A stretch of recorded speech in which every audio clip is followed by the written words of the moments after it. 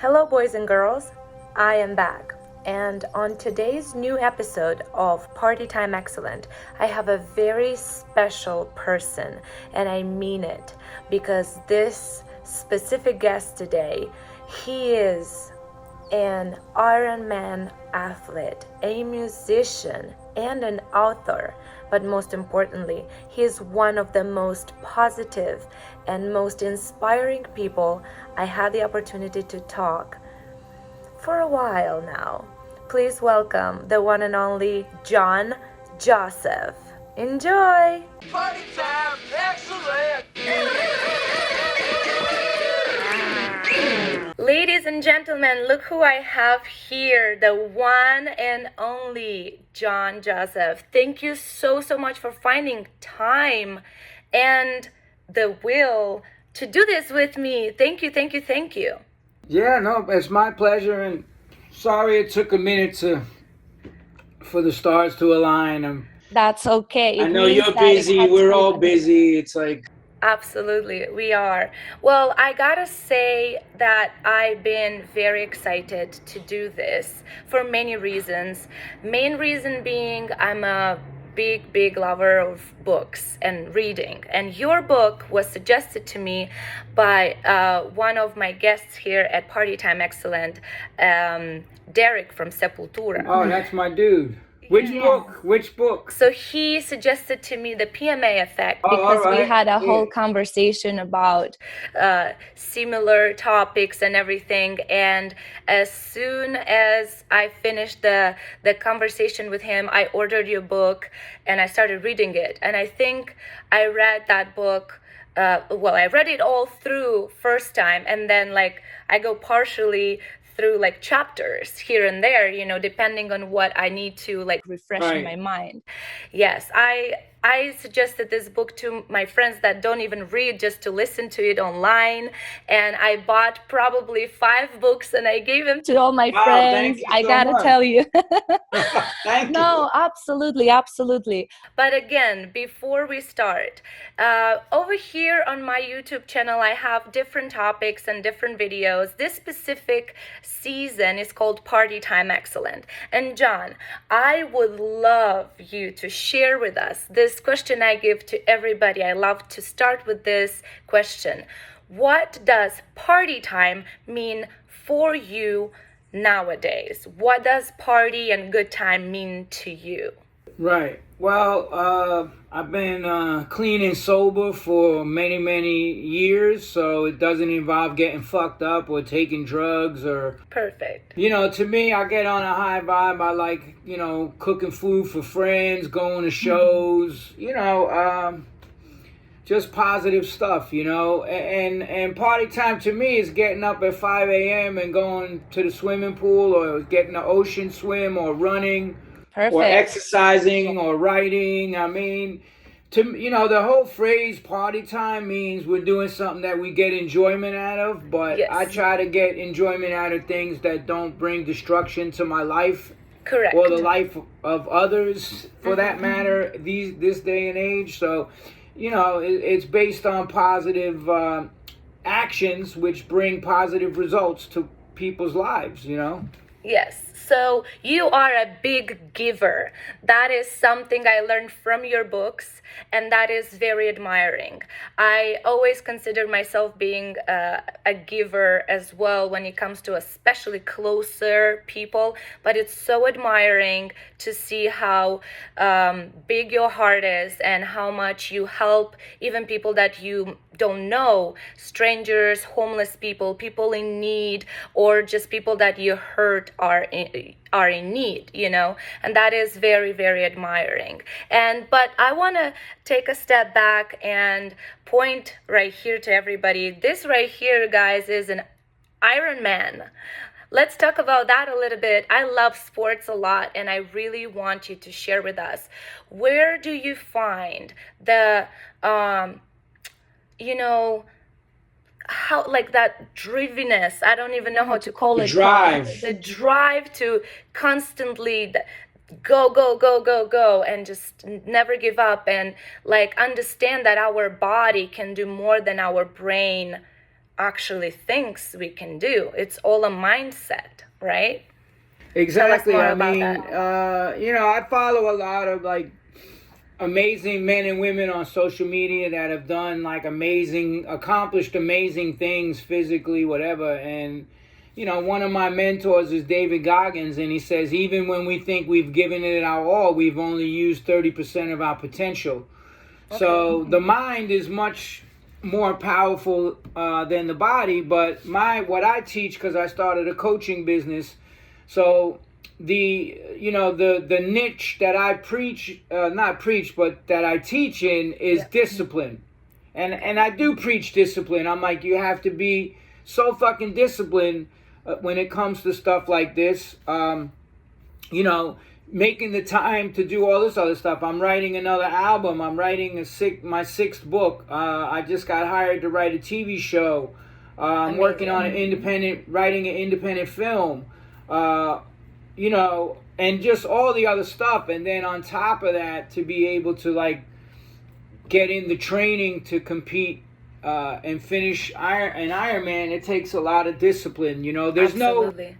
And I talk about this in my coaching business. I say, one of the main things is the network of people that we hang out with, right? So we have to really make sure we're not wasting our time on bullshit with bullshit people. Correct. And by that, so I'm not judgmenting anybody, but I'm saying like, when even when I wrote my first book, my memoir, I spent 6 years writing that. I stayed out of any relationship with anybody. I just focused on the book. I had people calling me up Friday nights. Let's go, yo, this, that, the other thing. Let's do this, let's do that. But focus is important. I had to say no because, what I also talk about is that, it takes sacrifice to get anywhere. You know that. You're an accomplished musician.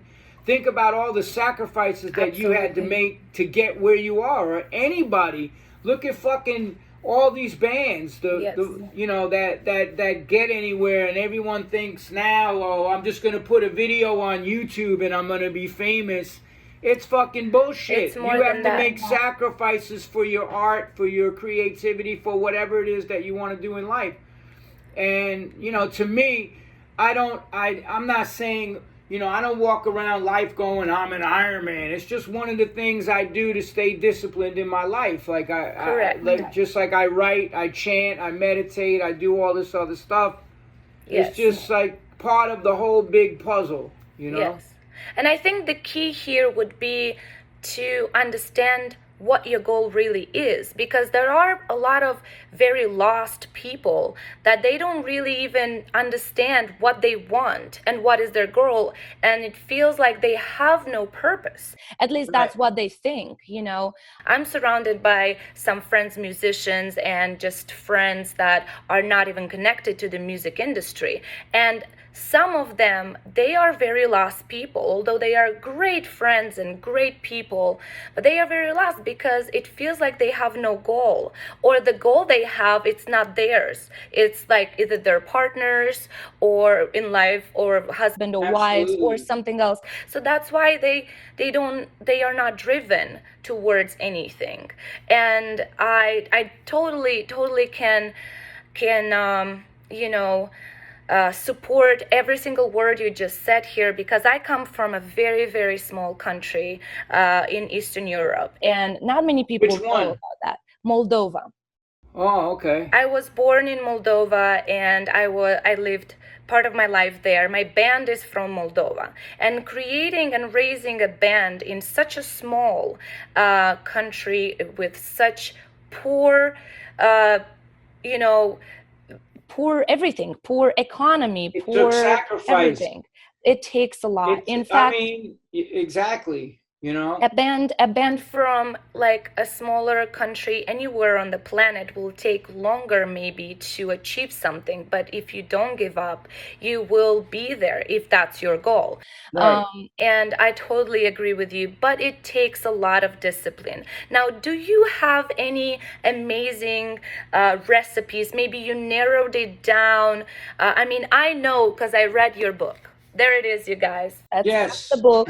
I have the other one. I didn't read it yet. I just ordered this one. I've been vegan for 6 years, and I am obviously familiar with the vegan lifestyle and the vegan diet. But however, I really wanted to support, and I'm very curious about this book as well.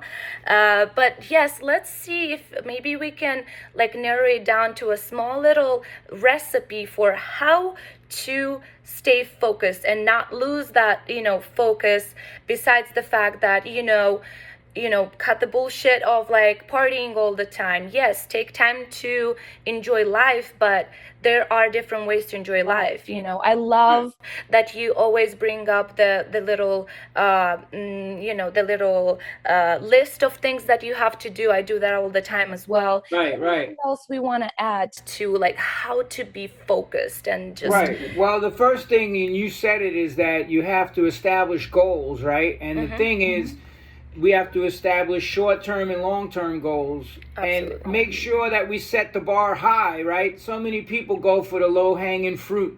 They want the easy shit in life.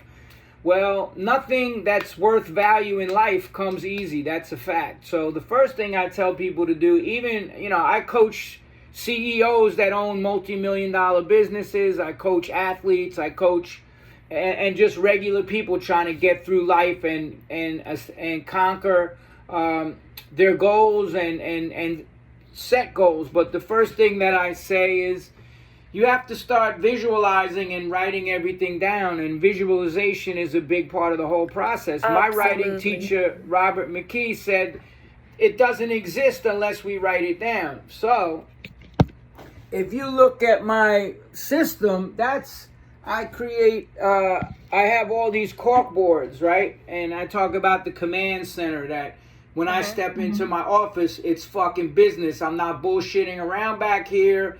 This is where I come. Out there, I can do whatever. When I step in here, it's fucking game on. Yeah. So the first thing you have to do is establish those goals, right? And then what did I say is discipline creates habits, right? Daily habits. Those create the routines, and those become who we are, and that determines whether or not we're going to succeed in a goal. And habits could be a negative thing too, right? Just like they say, junkies always used to say, because I've been involved in the fucking heroin and all that shit since the 70s when I was a fucking heroin mule. And what do they always say? Oh, I got a fucking 5-bag-a-day habit. I got a habit. I got a smoking habit. So habit can have a negative connotation as well. So it's all about replacing the negative shit, the bad shit that's gonna fucking... And nowadays it's Russian roulette. Look what just happened in Blood Clot. Our guitar player Todd Youth, God rest his soul, he's a great friend of mine, relapsed into heroin, fucking one shot, got the fentanyl, fucking died. Yeah.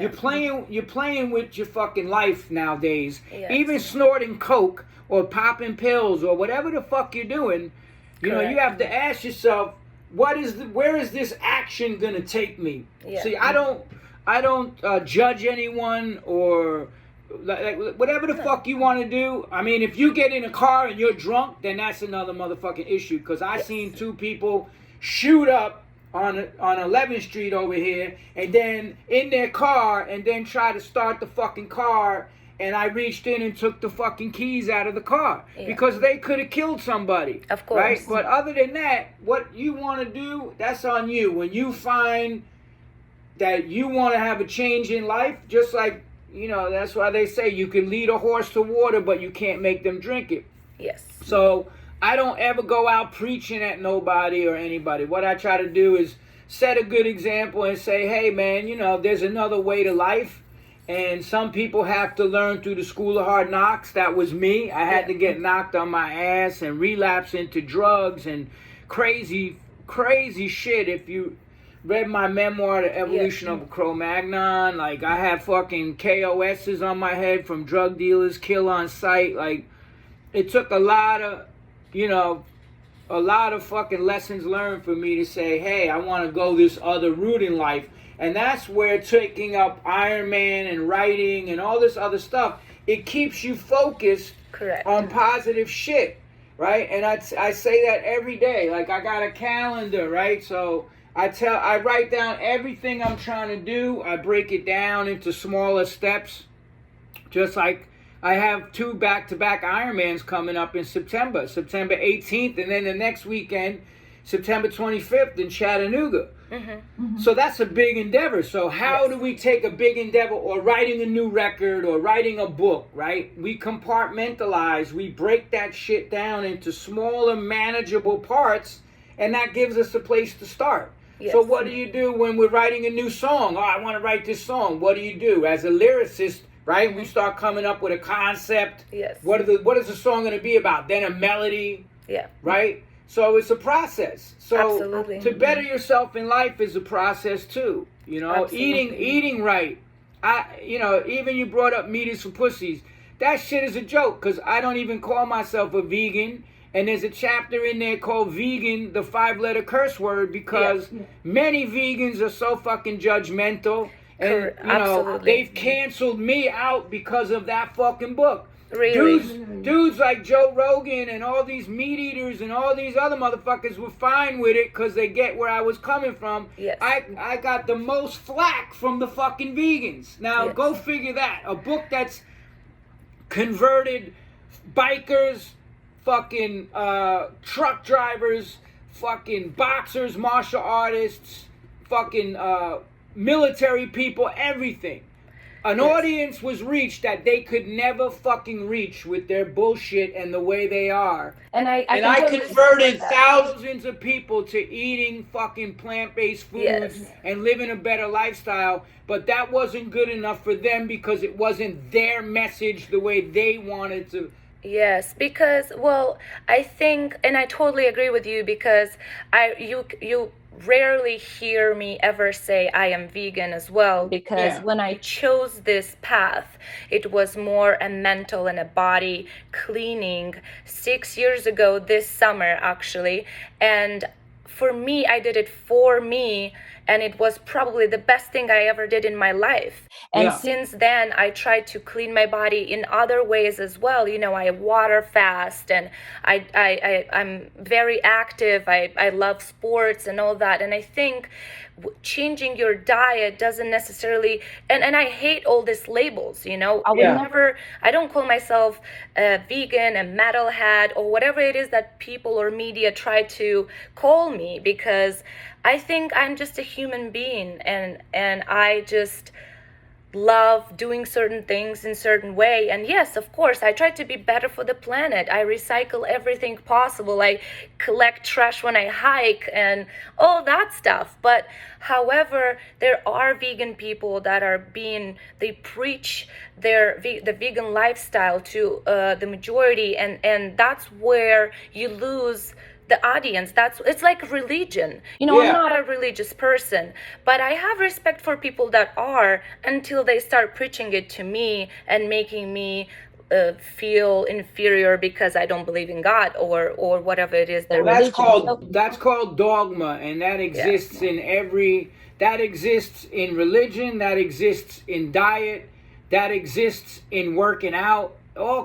Every area, people get dogmatic over their shit, that their way is the way and nobody else is doing it the right way. And you know, it's like there's so many reasons for people to be divided, especially this day and age, in the last like fucking 15 months of what the fuck's been going on. It's like family members don't even talk to each other anymore because they don't agree with the politics of what the fuck is going. That's absurd. It is. That's absurd. And it is. People in the punk rock and metal community, it's the same shit.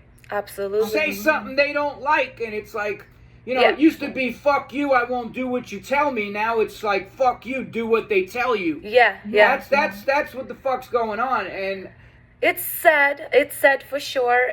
From my end, I can tell you I felt that a lot as a woman in metal, and especially as a girl that is a little bit more colorful than the typical metalheads that we are all used to. I've been told I'm not metal enough so many times. What does that even mean? What does define us? Why do we have to be in a box of that somebody created? That's what I say. And you know, I've been like you get I've been fighting against both sides of the aisle. Fucking Republicans are fucking assholes. Democrats are assholes. But in the last year now, it's like, oh, Mr. Crow MAGA and fucking all of this bullshit. And I'm like, motherfucker, I'm not the one that changed. I'm doing the same shit. I started going to punk shows in 77 speaking out against the fucking establishment. Yeah. I grew up institutionalized.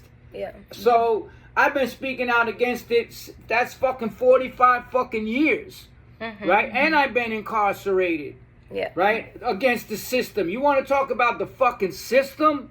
These people don't even have a fucking clue. And then they sit there, criticizing you for criticizing what the fuck's going on. And trying to put you in a box and label you. Oh, what are you, a right-wing conspiracy theorist and all the rest of the bullshit that's going on? It's a fucking joke. It's a joke. People have put the blinders on. Yes, it is. But I want to remind everybody that what we do as musicians, as writers, as athletes, we mainly do it because for ourselves. And then if what we do touches your heart and makes you think and inspires you, then perfect and amazing. And if you need guide or lead, you can talk about it. If not, just switch to something that speaks to you. Thank you. Fucking that's what I say. I'm like, you could post up like, such and such found a cure for childhood cancer, and somebody's gonna have a problem with that shit online. Somebody's gonna comment that this is the age that we live in. I mean, I'm turning 59 years old in a couple of months. I remember before there was even pagers, much less cell phones and social media and every fucking, Twitter and this and that and the other and Facebook and everything else. And, to me, I'm just like, the music scene that I come from has always been disruptive. It's always been challenge the fucking establishment, challenge the man, bring fucking people together, right? Even going to reggae shows or all of this, right? Yeah. What was the whole message with Bob Marley and all the people that I look up to? Or the fucking Clash, or my favorite band of all time, the Bad Brains. There you go. These bands would be fucking canceled these days. They would cancel them and tell people not to buy their fucking records. So, I just keep doing what the fuck I've been doing, and like I said, I was going to punk shows in 77, CBGB's, Max's Kansas City, saw the Ramones, Dead Boys, fucking all of these shows, and then I got incarcerated for almost 2 years. And when I came out, it was the same thing, 1980.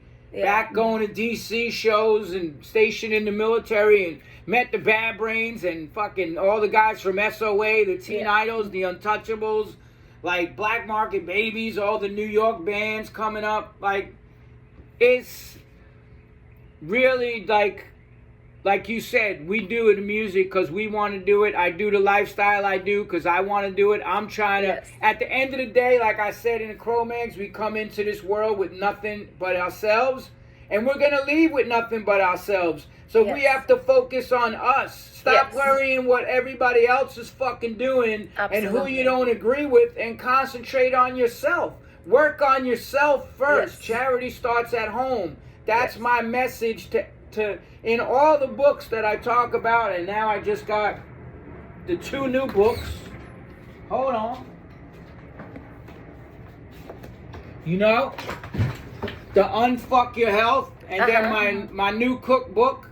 Oh yeah, I saw that on your social media. I'm very curious about that. That's the message of the whole thing. You could put the information out there, and there's going to be people that are going to actually look at the fucking information and say, oh, wow, man, how do we end world hunger? Or, hey, we the people versus Big Pharma. Wow, look at all these links of corruption and all the shit that they've done over the years. And Or you could just dismiss it all and say, fuck it, I'm going to keep my head buried in the fucking sand. And that's cool too. If you want to do that. It's your choice. It's your life. It's your choice. Choice. Remember that word, choice. Choice. Correct. Because that's what's being eroded away. Yes. The fucking ability to be able to choose how you want to live your life. Yes. There's no mandates that any fucking government should be passing on you. When they allow people to go to McDonald's and all the rest of the shit, and 87% of the deaths of COVID were caused by what people are eating and how they're living, and they don't address that. Nope. They don't mandate closing the fucking places that are killing people, but yet they want to mandate other bullshit. I'm going to step up and say, fuck you and fuck that. Very, very supportive of that, honestly. And I want to bring out I'm just actually my second week out of a water fast. That is my third water fast that I do. And a question that people ask me the most is, how do you do it? How do you stand the temptation? The word temptation surrounds us. We are all addicted to something. And it so happens, especially here in America, not only, but I live in America for the past 6 years now, and I consider it my home. I love it very much. I lived in other countries in my life as well, and I love them too. However, I did notice how the food industry dictates so much here in this country. Food is the pharmaceutical industry. Yes. Commercials. Every commercial at night on the evening news is for drugs. Drugs, yes, and food is everywhere. 1 minute they'll have a fucking triple Whopper with fucking cheese and bacon, and then the next minute is about statins to control your fucking cholesterol and everything else. Yeah. And this country and New Zealand are the only two countries on the planet which allow direct marketing of drugs to citizens, right? So you have to ask yourself, what the fuck is up with that? Why don't we, instead of taking a drug, why don't we get to the root cause of why we got heart disease, of why we got even cancer, cancer.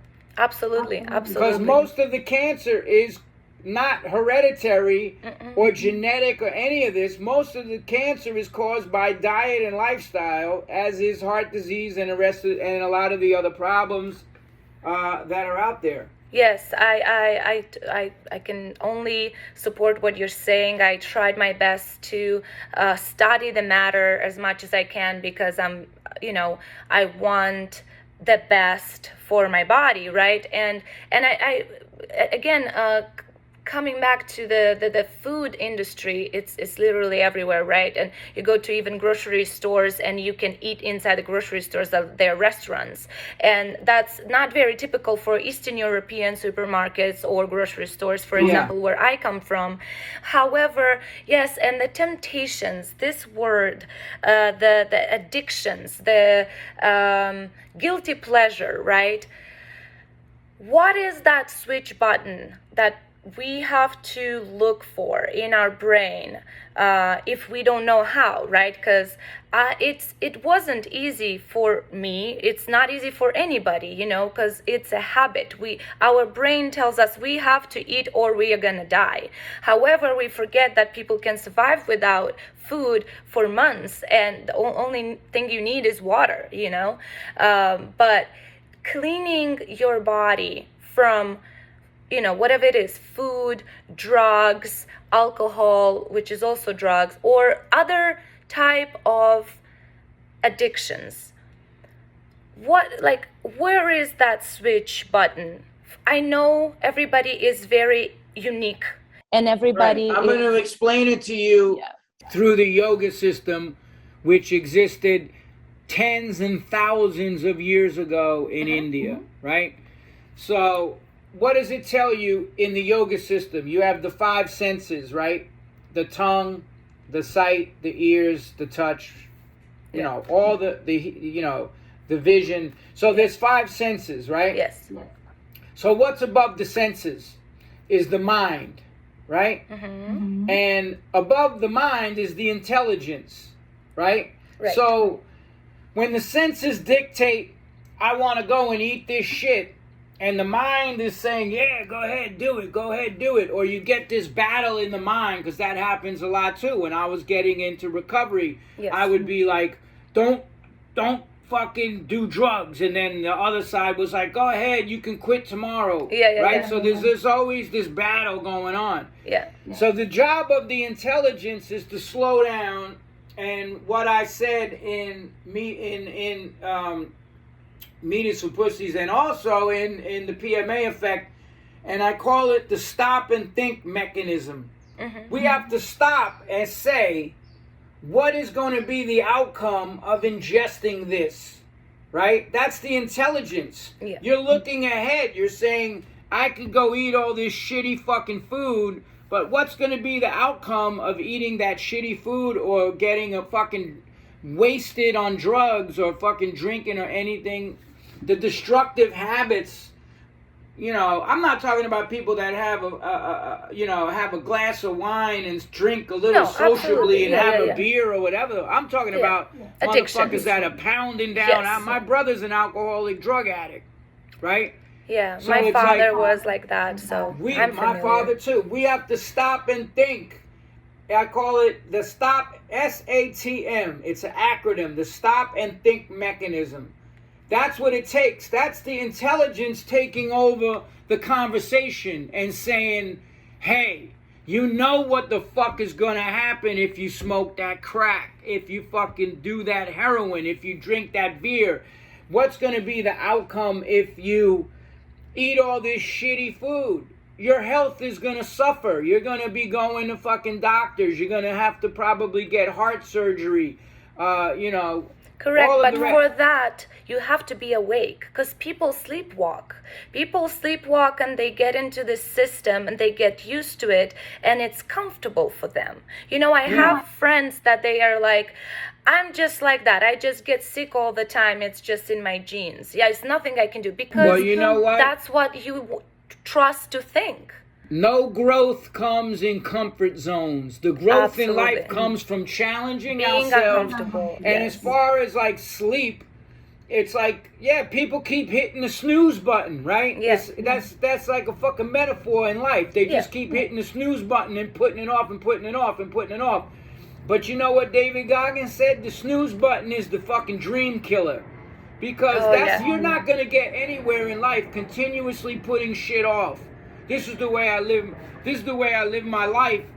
Fine. I have people tell me that when I first went plant-based in 1981, hanging out with the Bad Brains. And I didn't go out fucking preaching to anybody. But now these same people are circling back all these years later with all these medical issues and medical problems.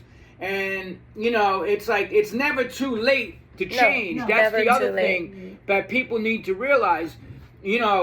When you change your whole diet and lifestyle, which means you're changing what you're eating, you're stopping the drugs, you're stopping the drinking, you start exercising.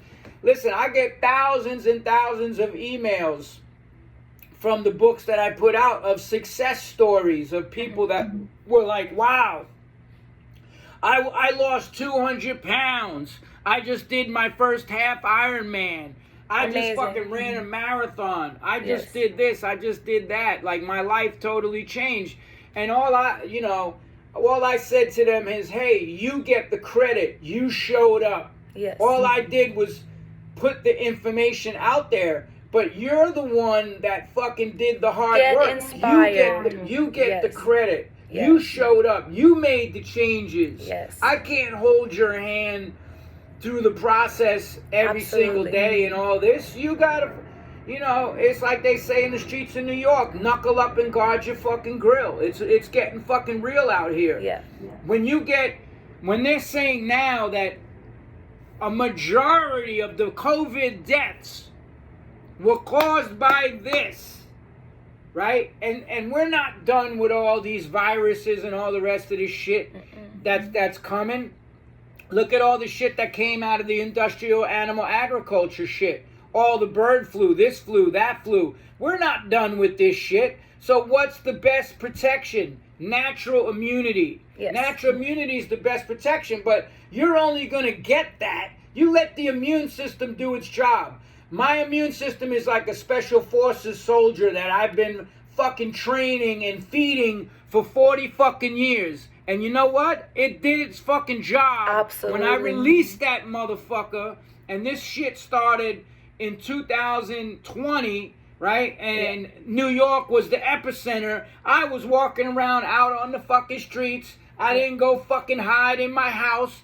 I wore a mask in stores because that was the fucking rule, and I'm not going to be an asshole, but I didn't wear a mask one fucking day on the street. Yeah. Not one fucking day on New York City streets. And that is very true. I can say, even with only 5 years of plant-based and clean eating, I noticed such a big difference in my health, in my energy, in everything. You know, even touring. When we tour nonstop, 4 tours a year, every tour 40 shows or more, with 1 day off a week, the whole band and other musicians get a cold, a sick, a flu, a stomach issue, and you are fine. You are completely fine because your immune system is just stronger. It's more prepared, and don't get me wrong. Even if you just eat vegan, that doesn't mean necessarily healthy. What means healthy is plant-based. In their original form as much as possible. As raw, if you can, organic, you know. Juicing and all that. I mean, I go on, you know, it's funny because when I go on the road, I come back healthier than when I left, right? So it's like, I've been on the road training for an Ironman, getting to the fucking hotel, you know, having to, that's what I say, right? It's about those sacrifices that we make. Correct. So if the band is hanging out, right, in the fucking club and hanging out, that's cool. I hang out a little bit too after the fucking show. But then I know that I have to get up early the next morning and try to find a swimming pool or fucking go on a fucking 15-mile or 10-mile run or go to the gym or find a fucking spin bike that I can work my fucking legs or whatever it is that I have to do. There you go. It's about making those sacrifices and eating right. And I would be, they gave me the nickname the Rooster because I'd be fucking up early in the fucking morning. I would go to the hotel, try to get there, you know, at a reasonable time, sleep 5 or 6 hours, sometimes 4 hours, get up, exercise, but I'm always putting the right nutrition in. That's very important. If you look at even the old Cro-Mag shit back in the day, it was like, I would get fucking shredded on the road because I wasn't out there partying and fucking doing drugs and getting drunk and doing all this shit. You can't all even these bands used to come down with mono and all the rest of this shit and get real sick and have to cancel shows. If you gotta cancel shows because you got sick because you were partying, then you don't give a fuck about your fans. Correct. Right? I never totally want to agree stand with that. on stage and make excuses and say, sorry guys, I sucked tonight. I had too much to drink last night. But Fans don't want to hear that. They paid $20 to get in. They want a fucking show and you better deliver. Yes, absolutely right. However, there's one more thing I want to add here. Also, fans, please don't ever judge or you know, be mad at musicians that don't hang out after the show, because it's our job. We have another show tomorrow. We have to take care of our body, our voice, if we are vocalists. Vocal cool down, all of that. Have to take a shower, have some rest. Yes, we can hang out, you know, a little bit, take a couple of pictures, because we love and appreciate you being there for us, with us. But we will not party. We will not stay there, because tomorrow there are other fans that expect you to deliver, expect you to be there strong for them, you know. Right. But and I'm very glad you brought that up. I wanted to talk about one more, I think, crucial thing, is the, you know, how do I put it correctly? So whenever something happens in people's lives, it could be a tragedy, a trauma, you know, a very bad breakup, or, you know, something really terrible happened, people find their cure in this addiction. Somebody with food, somebody with alcohol, somebody with heavier drugs. Now, and they think it's okay to carry on there because shit happened to them and they are excused. Now, after reading a lot of books and listening to a lot of podcasts, I come from very difficult family situation. I've been through very difficult, heartbreaking situations and everything possible. I'm sure a lot of people had it even worse. However, I had to learn how to cope with it, and music helped me a lot, but I still had to learn how to cope with it. I never did drugs. I do have a glass, a drink here and there sometimes, but I never did drugs. I never smoked. I never did any of that. However, I did used to get into this really negative mindset sometimes and auto-destruct myself and never have a good confidence and or like self-esteem, and I'm working on that. And I want to say that yes, a lot of things happen in life to everybody, to some worse, to some less difficult. You can't control that. But let's talk about what we can control is how we react to the shit that happens in our life. Yes, that's what we have the control over. Yes. Like, even me as a child, my father tried to murder my mother. We was taken away from my mother because she was fucking abusing pills because of depression and couldn't even feed us. So I got put in a fucking abusive foster home with my brothers for 6 years, then went on to the streets, and then, all this shit went down. But it comes to a certain point where as an adult, you things are going to happen in your fucking life. And like you just said, it's not what happens, right? And that's what my writing teacher said. Because I'm going to tell you the example, and this was the eye-opener for me when I wrote The Evolution of a Cro-Magnon. I was going to film classes and studying under like the most famous writing teacher in all of Hollywood, Robert McKee, and I was taking his 3-day story seminar, and then in between, on the breaks, you were able to ask him questions, so I waited till everybody else asked their question and walked away, and he was like a smoker. So, like, I walked up and I said, hey, Mr. McKee, like, I have a question in terms of the protagonist, the main person in the story that say they went through child abuse very bad. And he stopped me and he said, child abuse is the #1 cliche of terrible writers who are trying to gain empathy for their character, which is a flat character that nobody would ever give a fuck about, except you try to throw in some child abuse, right, to gain sympathy from an audience, right? He said the real thing isn't what happened to that character, it's what they do as a result of that.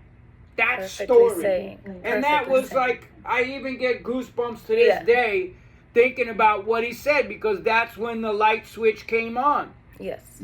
And I had to accept the responsibility myself personally. I have a brother who's 57, 2 years younger than me, and he's still blaming my mother for his addiction. Yeah. His wife died in his arms last year of an overdose, and he's still fucking using and still blaming my mother.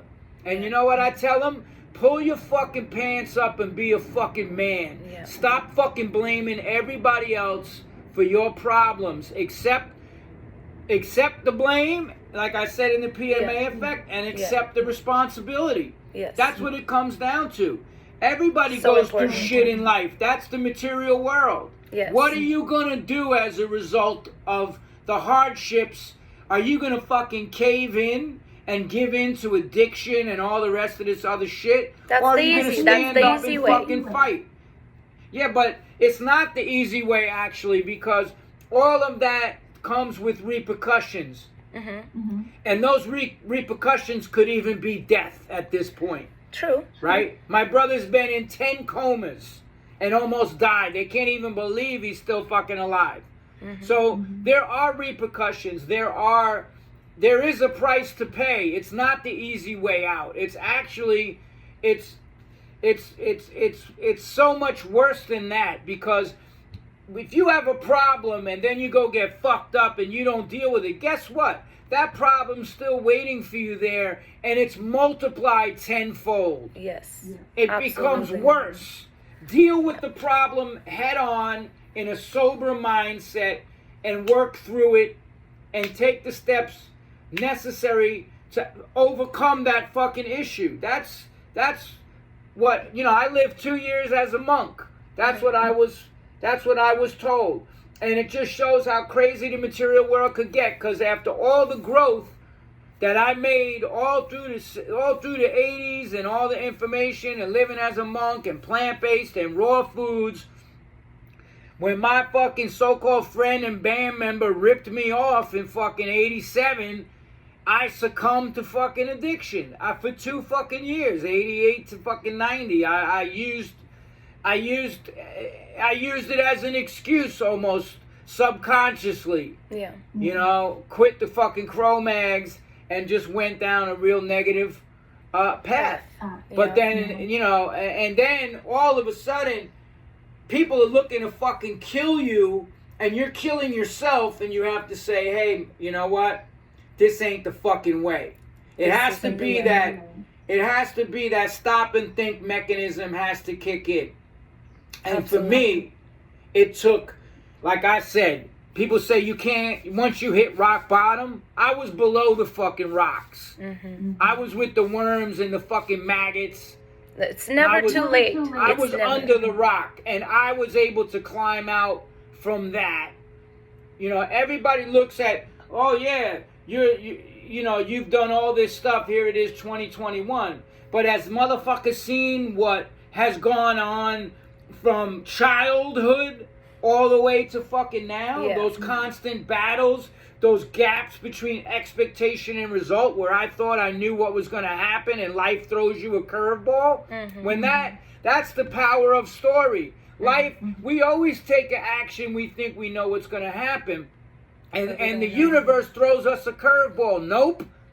You're not going to do this. And then you're sitting there and you say, okay, what the fuck do I do now? Yeah. And then it requires another action, and that action puts us at risk.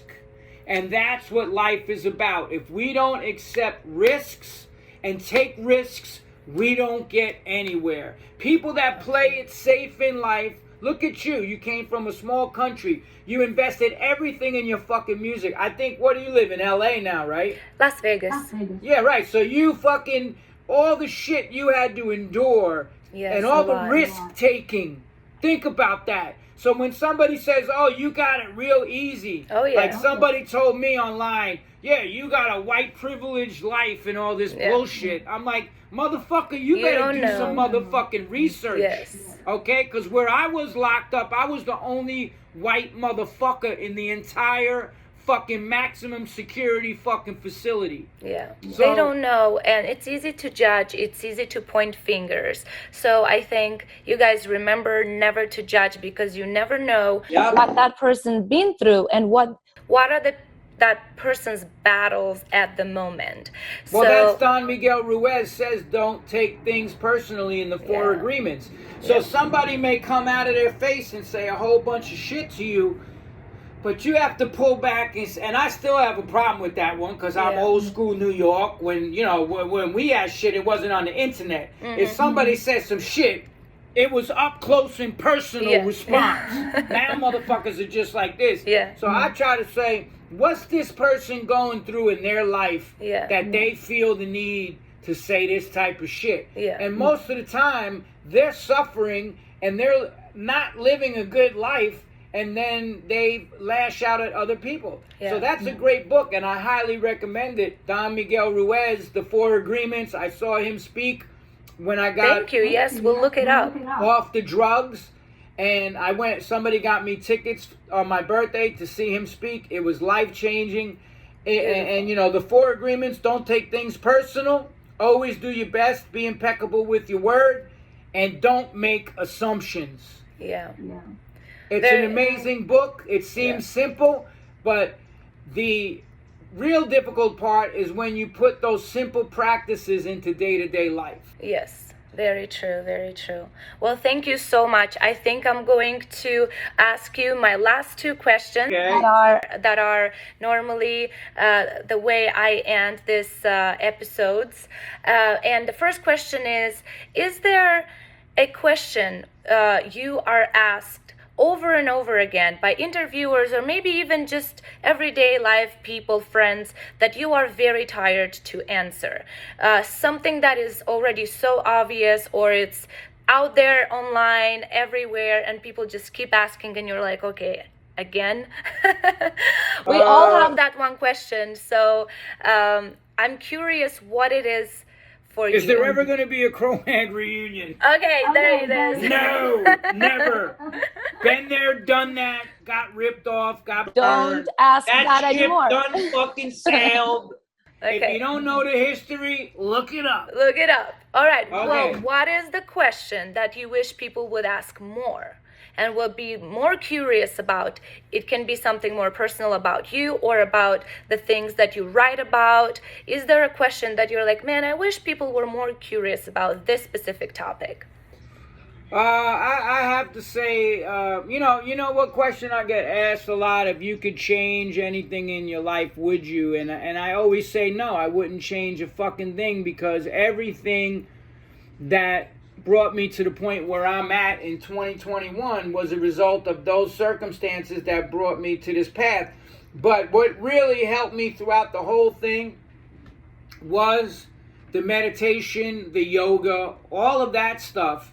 And I feel that if people inquired more about what that process is about, instead of externalizing everything, internalize everything. Yeah. Take that fucking camera off the world and aim that lens back at yourself. Yes. And that's where the hard work comes. Yes. Is like, you know, we have to put ourselves and our own lives under the microscope. Yeah. Right? Change the man in the mirror. Just like they used to say when I was a kid, when you point at someone, all the rest of the fingers are pointing back at you. Like you said, don't judge people.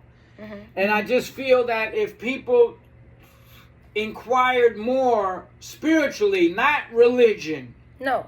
I don't follow religion. That's completely I follow a spiritual process. It's called Bhakti Yoga, Divine Ashram Dharma. It's been around hundreds and thousands of years. It's where all the yoga systems come from, that everybody loves yoga now.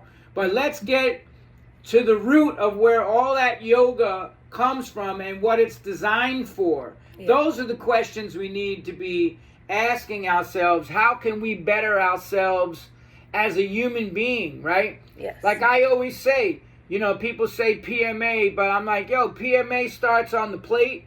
PMA starts every fucking day you open your fucking eyes. Yeah. Am I going to give in to the negative bullshit? Like this morning I had a negative thought about somebody that, you know, has been kind of fucking off, who I consider a friend. Mm-hmm. And right away it was like, that was the first thought, because my mind is like a wild beast. That's why my teacher Prabhupada said, you got to beat the mind with a shoe in the morning, bring it under control. So I had to immediately switch to a positive thinking. I had to immediately switch to a positive thought process. So that's the question I wish more people would inquire about, the metaphysical aspects and not all these fucking politics. Yeah. Because you know what? The way that the intelligence is over the mind and the senses, spirituality is over politics. It's up here. Politics is down here. Politics divide people. Religion divides people. Yes. Spirituality is up here. Spirituality brings people together, because we don't see man, woman, black, white, Hindu, Muslim, this, that, the other fucking thing. We see people as fucking spirit souls.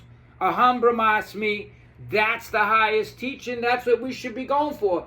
I lived in the ashram for 2 years with people from all over the planet, different walks of life. We never had one single incident of racism, because we were vibrating on a higher level of consciousness, and it wasn't the material body. It wasn't. Yeah. So that's beautifully That's my said. answer. Yeah, that's beautifully said. And I thank you for this absolutely great talk. It's been a while that I could actually just sit here and listen. And I as follow I your said, page too. You always thank you. post good shit. Thank you so much. I try to, use social media as a mirror of what I do, and I try to be as honest as possible with myself And the world And positive. and positive. You know whose page I love? Doro, the metal singer. Yes, yeah, Doro. Oh my God, she's Yeah. fucking so positive All the every time. fucking day. I'm just like, this is that's I'm people that learning. I I gotta be honest. gravitate toward that these days. Yes, and I am very happy that Derek, whenever I see him next Time I will I love that one more motherfucker. time. Yes, he is incredible, and he suggested first your book, and then I'm glad that we could have this conversation. I hope Thank to you. see you And in thanks New to York. Derek.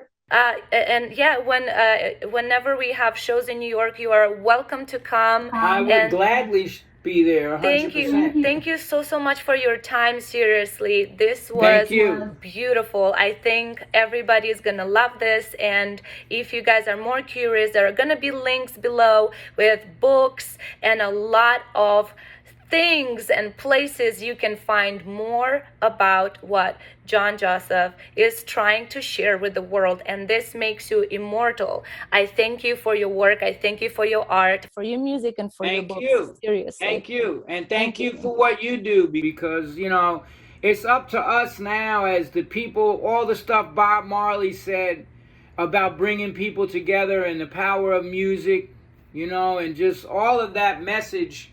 It's so relevant now, Yeah. So it's up to us.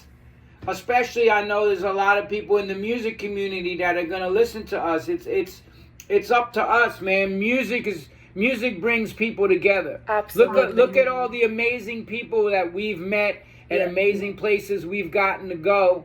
I don't take that for granted, like this is the power of this music where and in New York you came from a bad place too, but we came out of burnt out buildings and fucking ghettos and the New York hardcore shit, all these bands, Sick of It All, Madball, Agnostic Front, Murphy's Law, all these H2O, all these fucking bands that came out of the New York hardcore and created basically a worldwide movement.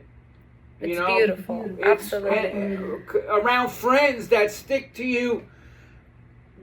with you to the end. Look at all the, like, if anybody gets sick or whatever, man, there's always fucking posting up benefits and all this shit to help each other. That's community. It is. That's community-based politics, if you want to call it that. And it's the politics of love.